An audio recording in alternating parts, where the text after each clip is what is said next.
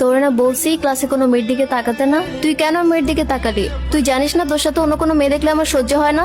আচ্ছা ঠিক আছে বাবা, এরপরে আমি কোনো মেয়ের দিকে তাকাবো না। এখন কলারটা তো ছাড়ো। তাহলে আমার মাথা ছুঁয়ে বলো। আচ্ছা ঠিক আছে, আমি এরপরে কোনো মেয়ের দিকে তাকাবো না।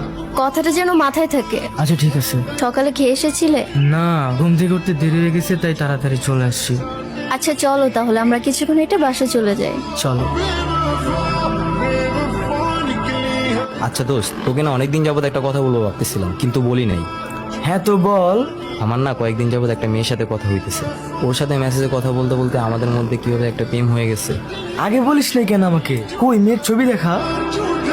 এই যে তোর ভাবি, সুন্দর না? তোদের দুজনকে খুব ভালো মানাবে। আচ্ছা চল তাহলে ক্লাসে যাই। আচ্ছা দোস্ত তুই তাহলে বাসা চলে যা, আমি একটু পর আসতেছি। কেন তুই যাবি না? আমি যাব, কিন্তু আসিফের সাথে দেখা করে তারপর যাব।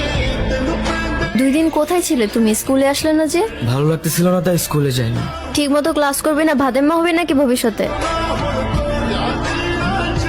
এই ছবি তুমি কোথায় পেলে? তোমার বয়ফ্রেন্ড দিছে, মানে আমার বন্ধু আমাদের ফিউচার ভাবিকে দেখাইলো। আমার বন্ধু জানতো না তুমি আমার গার্লফ্রেন্ড, কিন্তু তুমি তো খুব ভালো করে জানতা আবির আমার খুব ভালো একটা বন্ধু। কি প্রয়োজন ছিল আমাকে এভাবে ঠকানোর? একটু বোঝার চেষ্টা করো। আমি যে কিভাবে ইমপ্রেস হয়ে গেছি আমি নিজেও বুঝতে পারিনি। আমি আজকে থেকে ওর সাথে সব কথা বলা বন্ধ করে দেবো। না, আমাদের রিলেশনশিপটা এভাবে নষ্ট করে দিও না প্লিজ।